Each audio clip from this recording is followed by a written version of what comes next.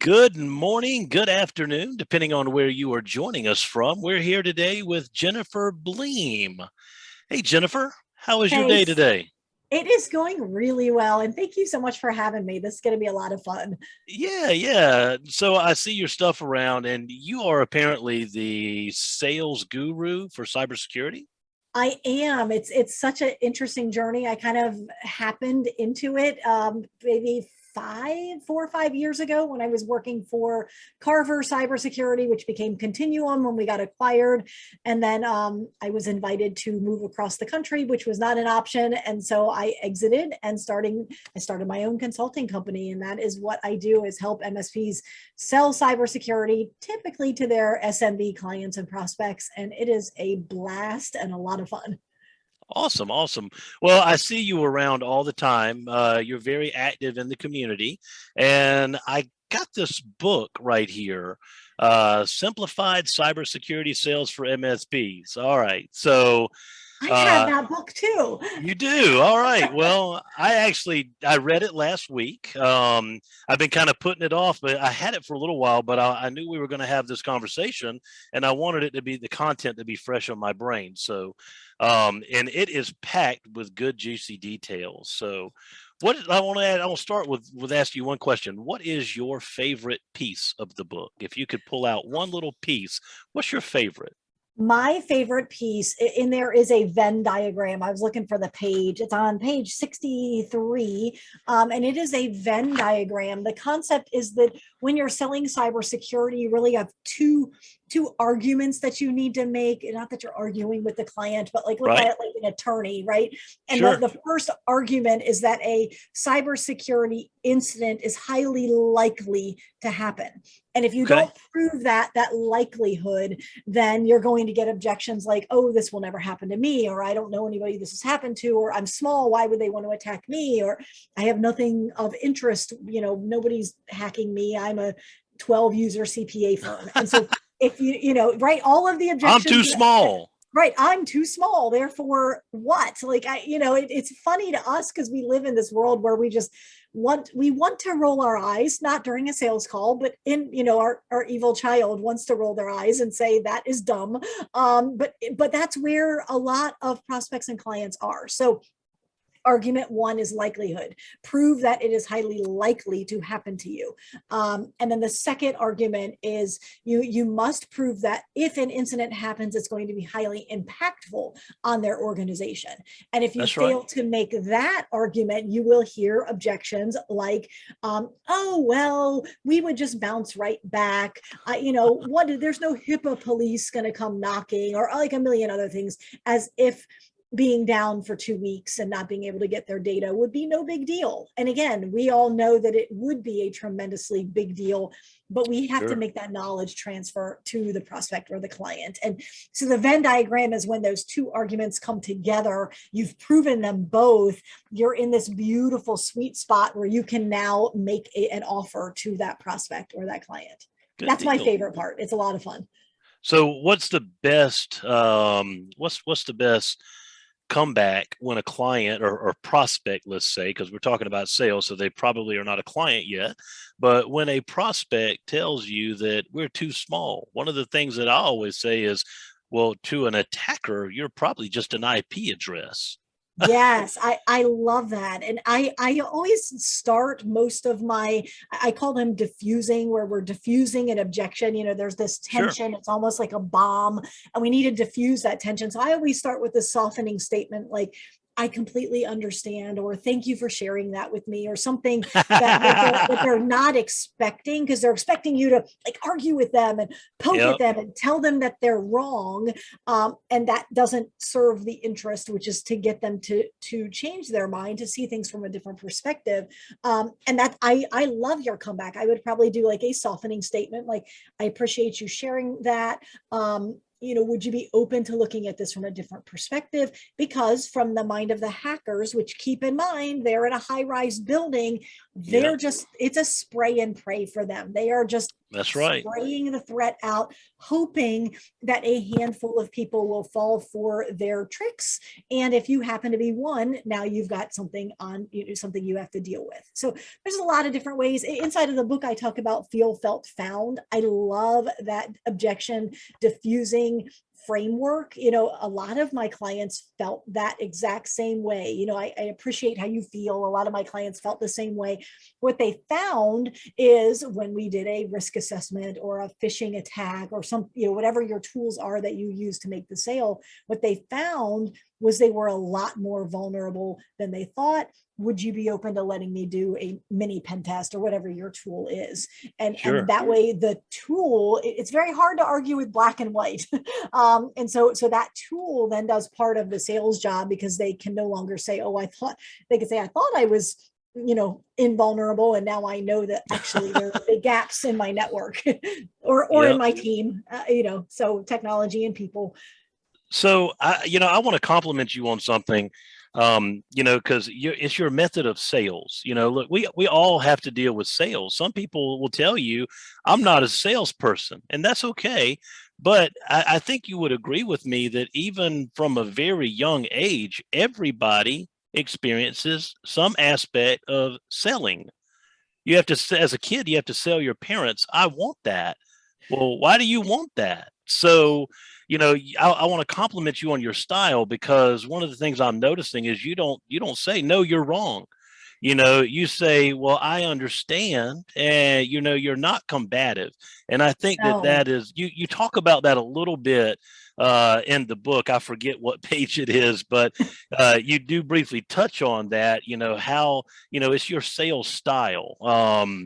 How to complement the sale, how to complement the customer versus just saying, look, you suck, you're wrong.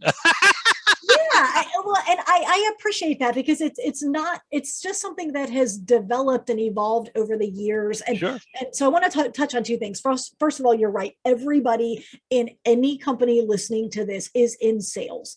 Yep. I don't remember if it made it into the book, because one of the hardest things about writing a book is that you have to edit it when you're done, and pieces fall on the floor, the cutting room floor. And it's like, it's challenging, but you always want to whittle it down to your best material. But at one point, I had a quote from Robert Herjavec inside of the book. And obviously, he is a cybersecurity guru in our space.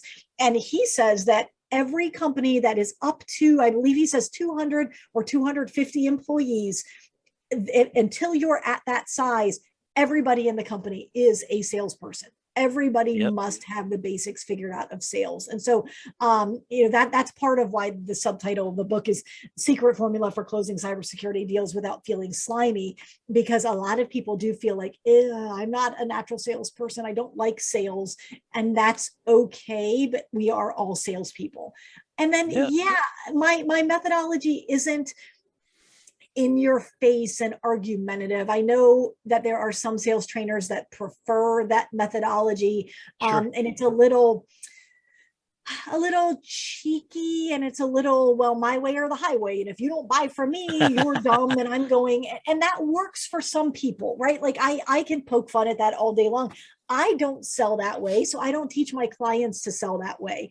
And so it is very much a consultative conversation. I am on your team. We're on the team together. We both want the same thing. We both want your business to be protected, for your risks to be mitigated. And if I am not the right solution for you for whatever reason, as long as you mitigate your risk, then I'm happy with that. No, obviously I'd be more happy if I was an MSP and you went with me. But every MSP is not a fit for every company out there. And so the very dogmatic way of selling just doesn't work for a lot of the owners that I talk to. Gotcha. Well, what other pieces of, well, we'll call them nuggets, are good in the book? I know there's a lot of good things. It's full of great things, but what are some of your personal favorites? So another one that is in there is I have a chapter called "So What," and that chapter is all about the question, what's in it for me? And it's really interesting to me because that what's in it for me question is talked about a lot in relation to marketing. So we write our marketing copy, we do a webinar, we invite people to a seminar we're having, and we always should be positioning this and answering the question that's in the prospect's mind, which is what's in it for me? Why should I care?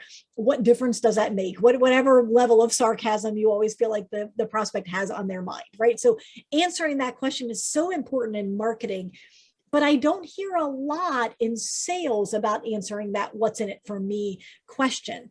And that's one of my favorite chapters of the book, because what I hear a lot as I debrief sales calls with my clients. And so we review sales calls and we say, let me listen to this. How did this conversation go?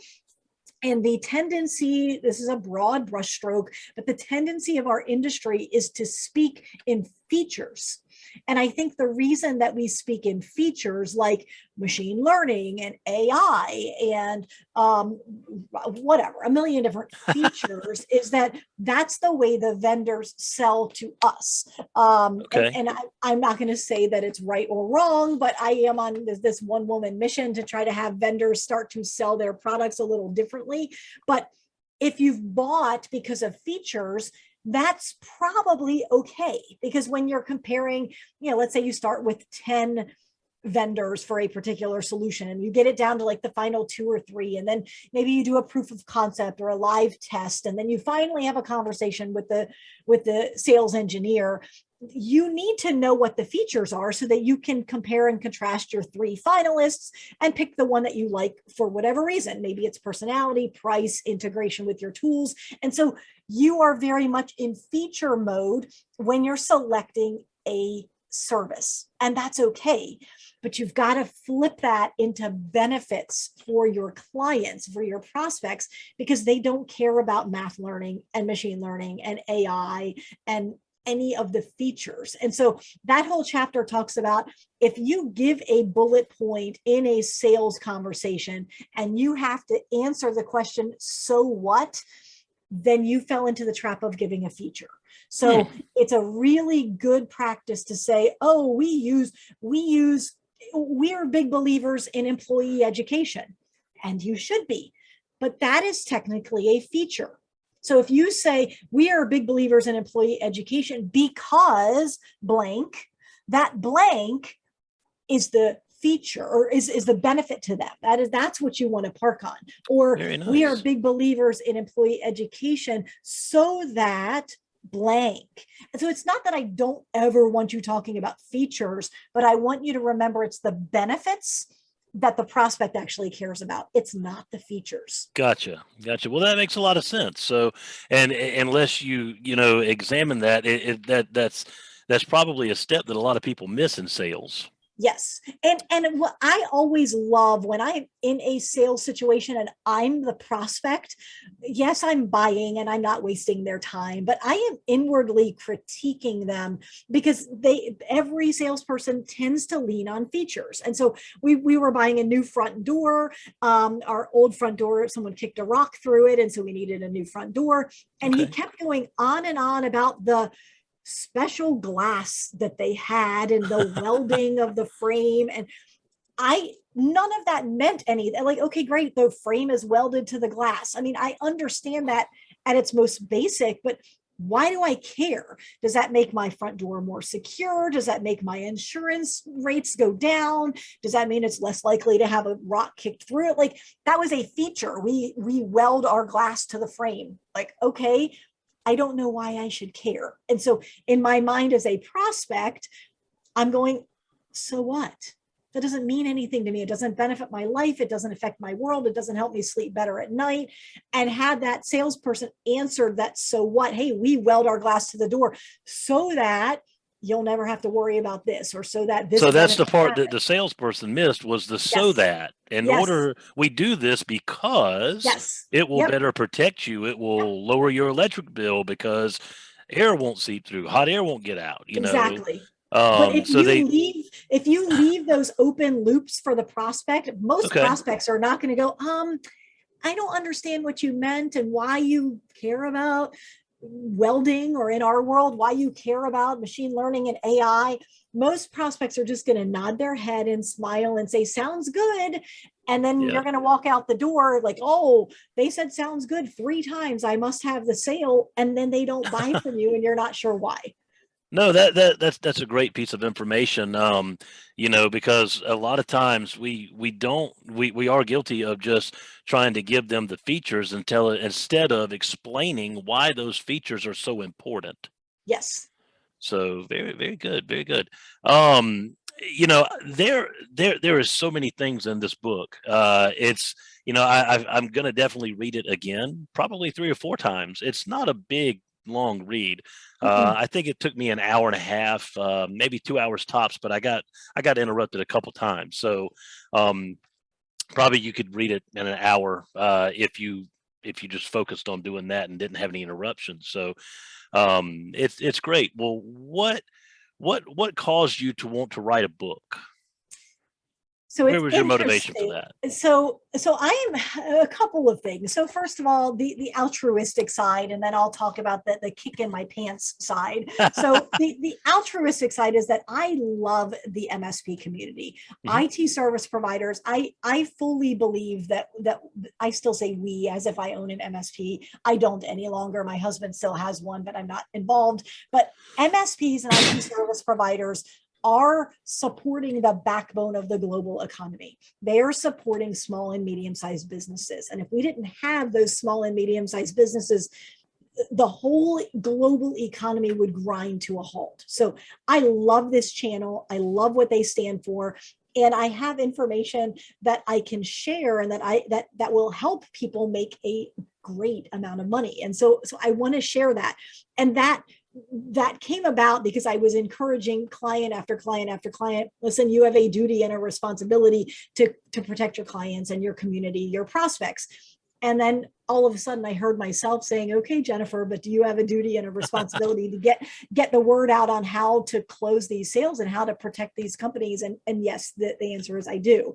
So that's really what the motivation was. Now, I want to shout out to Nigel Moore. Nigel encouraged me twice because I'm a little thick-headed sometimes to write a book. He's like, Jennifer, you are great at sales. You've got a great message. You need to write a book. And so Q4 of last year, I'm like, I'm going to write a book.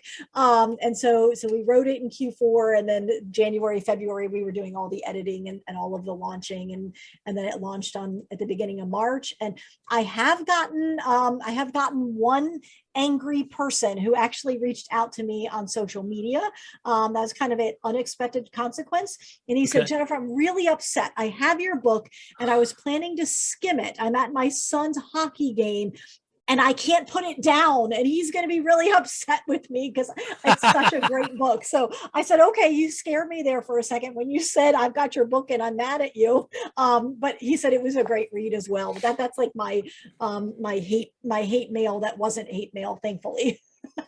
Well, everybody writes books differently, and your book was very easy to read for me.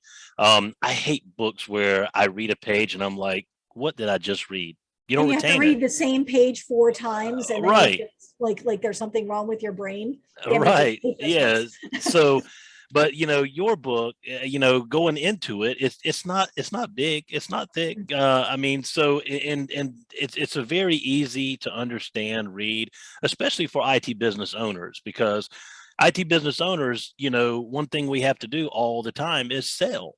So, and sales is a part of everybody's life, whether they like it or not. Some people say, well, I just don't do sales. And I bet if those people look back over what they do on a day-to-day basis, everybody sells something all day long. I sold my husband. I convinced my husband to cook dinner last night. There you go. Honey, I know I cook dinner every night and I'm happy to do it, but it would really be super helpful if you could handle dinner tonight. And he did, right? So, whether it's selling your kids on cleaning their room or selling your spouse or, selling an employee on why they need to put their time into their tickets, like everything really is a sale. And so many people are salespeople without realizing that they are. Well, that's definitely true. But I've got to ask you the question. You brought it up. What did your husband make? Oh, so he made a chicken breasts, like chicken breast cooked in garlic and butter over a bed of rice, and then with a little bit of cheese on top. And it was quite Okay. good. He did great.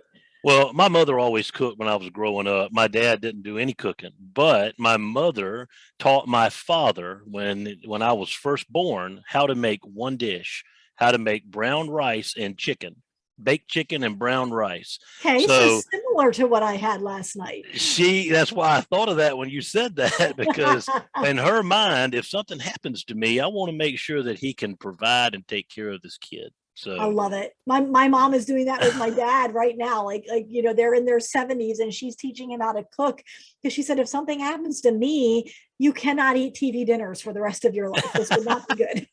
that's great advice. Great advice for anybody. Yes. My wife is a fabulous cook though, so I reap the benefits, and my waistline shows it. But that's okay. She enjoys cooking, and I enjoy eating it. There you So go. It's a match made in heaven. that's right. That's right. Well, Jennifer, I really appreciate you taking the time to talk about this book. One more time, I want to show it for everybody. If somebody's out there and has not read this book, pick up a copy today. And Jennifer, where can people watching, where can the audience grab a copy of your book at? What's the best place to go get it? Yeah, so in case people are listening and not looking at their screens, maybe they're driving, so don't look at your screen. The book is called Simplified Cybersecurity Sales for Okay. MSPs. It's available on Amazon, physical book or Kindle. Yes, there probably is an Audible book coming out, but probably not until Q3, Okay. maybe Q4. We'll see. But right now it is Kindle and physical book. It's available on Amazon. And what I've had some people do is download, there are bonuses available on my website. Some people are downloading the bonuses just to get a taste for what the content is. And then they can get the book if they want to. So that is, you can go to my website, mspsalesrevolution.com/bonus. I thought about putting out there, give me your Amazon receipt number, prove to me that you bought your book. I don't care. Like, just get the bonuses. Even just the bonus content will help you grow your business. The book is clearly better, and the book is ridiculously inexpensive. I think it's $4.99 on Amazon. Okay. I make like 30 cents on it. This is not a money maker for me. This is really a passion project and a labor of love because I just support the community, love what the community does. Well, no, I think that anytime anybody writes a book, is this your first book you've ever written? Yeah, it is. Well, So yeah, a lot of fun, a lot of work, a lot of good lessons learned for sure. I haven't written a book, and a lot of people, some people have told me before, Scott, you need to write a book, and maybe I do. So I don't know. Maybe you've motivated We me to should write have a a book. separate phone call. I'll give you some tips on making it a little bit easier on yourself. Because now that I can look back, there's things that I did that, just like anything, right? Like the Sure. second time you do things, it's going to be much easier because you just didn't know what you didn't know the first time around. So Very some true. things that I could have done to make my life quite a bit easier. And had I done it a little earlier, we probably could have launched the book a few months earlier, and that's okay. Done is done. It doesn't matter what date it gets out, and whether or not it's perfect. There's probably still a typo or two in here, despite the fact that I had a bunch of people edit it, hired an editor. I don't care if there are typos. I just didn't want it to be gross typos. And Sure. so, Sure. if you're writing a book, and Scott, maybe you should. I mean, don't strive for perfection, strive for done and good enough. And it's tremendous. It's a tremendous tool.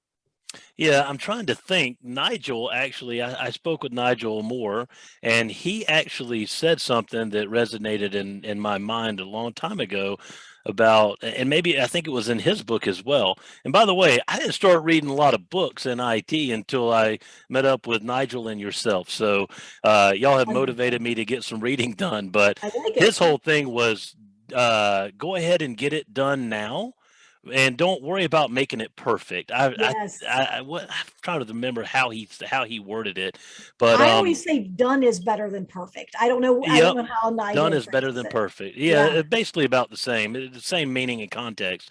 But you ought to talk to Nigel and see if you can get him to read the book for the Audible. He could be yeah, Oh, that would be kind of cool. interesting. Okay. My thought was for me to read it simply because people that are reading it, they're like, Jennifer, I can hear, like, it's like you're in my head. Because I write like I speak like that. So people were like, I've been on your Yeah. trainings and I've watched your webinars and this sounds like you're in my head.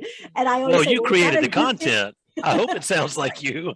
Right, of course, exactly, exactly. And someone said, "Did you have a ghostwriter?" I'm like, "Nope, this is all me. I didn't hire a ghostwriter." So I did brainstorm with people on the chapter. Did it make? I think it made the cut on inside the mind of a successful salesperson. Awesome. I was at an event and we were just talking about what makes for a good salesperson, and we were bantering ideas back and forth, and we were 15 minutes into the conversation and I said, hold on a second, I need to grab my phone and write these things down because they're too good. And so there are like 10 criteria or kind of mindset of a successful salespeople, and then several that are warning danger signs. If you're exhibiting those, maybe change your behavior, or if you're hiring someone, don't hire someone with those warning flags. So And yeah, I think you touch on some of that in the book as well. I do. Awesome. Well, for anybody watching that has not picked up a copy, go grab your copy today. And Jennifer, I hope you enjoy the rest of your morning. Thanks for taking the time to chat with us and have this live stream. 100%. Thank you so much for having me. I No appreciate it. problem. I hope you enjoy the rest of your day. Thanks, you too. Take care. Bye bye.